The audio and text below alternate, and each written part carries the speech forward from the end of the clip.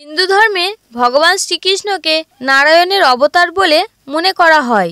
শ্রীকৃষ্ণ প্রেমের প্রতীক হিসাবেও পূজিত হন। শাস্ত্রে বলা হয়েছে, যে মানুষ শ্রীকৃষ্ণকে মন থেকে পূজা করেন তার জন্ম জন্মান্তরের পাপ মুছে যায়। আপনারা সকলেই দেখেছেন যে ছবিতে বা মূর্তিতে শ্রীকৃষ্ণকে নীল রঙের দেখানো হয়েছে, কিন্তু আপনারা কি জানেন ভগবান শ্রীকৃষ্ণের গায়ের রং নীল কিভাবে হলো এবং কেনই বা শ্রীকৃষ্ণের মূর্তি বা ছবিতে তার গায়ের রং নীল দেখানো হয়? নমস্কার বন্ধুরা, ভক্তের ভক্তি চ্যানেলের নতুন একটি ভিডিওতে আপনাদের সবাইকে স্বাগত জানাই। আজকের এই ভিডিওতে আপনারা জানতে পারবেন শ্রীকৃষ্ণের গায়ের রং নীল কিভাবে হলো।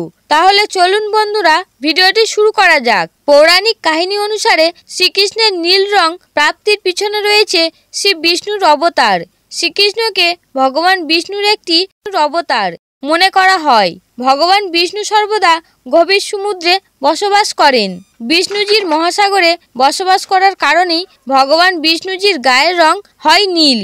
আবার হিন্দু ধর্মে যাদের মধ্যে দুষ্টকে দমন করার ক্ষমতা থাকে তাদের চরিত্রকে নীল রং হিসাবে দেখানো হয় এবং নীল রংকে অনন্তের প্রতীক বলে মনে করা হয়।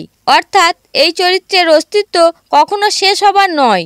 আবার ভগবত পুরাণ থেকে জানা যায়, ছোট্টবেলায় শ্রীকৃষ্ণকে মারার জন্য মামা কংস পুতনা নামে একটি রাক্ষসীকে পাঠায়। সেই রাক্ষসী শ্রীকৃষ্ণকে বিষ মিশানো দুধ পান করেন, কিন্তু কৃষ্ণ ভগবান বিষ্ণুর অবতার হওয়ার কারণে কৃষ্ণের মৃত্যু হয় না এবং এই বিষের প্রভাবে তার গায়ের রং নীল হয়ে যায়। এও বলা হয়, বৃন্দাবনে অবস্থিত যমুনা নদীতে কালিয়া নামক একটি সর্পরাজ বাস করত, যার উপদ্রবে গোকুলের গ্রামবাসীরা খুবই সমস্যার মধ্যে পড়েছিল।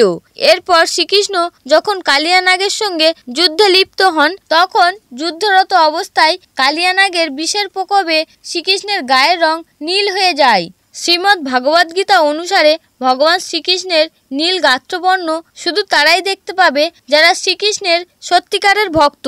বলা হয়ে থাকে, শ্রীকৃষ্ণের জন্ম বিশ্বের সকল দুষ্ট শক্তির দমন করার জন্যই হয়েছিল, তাই তিনি নীল প্রতীক হিসাবে অবতীর্ণ করেছিলেন। তো বন্ধুরা, আজকের ভিডিওতে আপনারা জানলেন শ্রীকৃষ্ণের গায়ের রং নীল কেন হয়েছে। আশা করি ভিডিওটি আপনাদের ভালো লেগেছে। যদি ভিডিওটি দেখে আপনাদের ভালো লেগে থাকে তাহলে অবশ্যই একটি লাইক করবেন এবং কমেন্টে সবাই জয় শ্রীকৃষ্ণ লিখতে ভুলবেন না।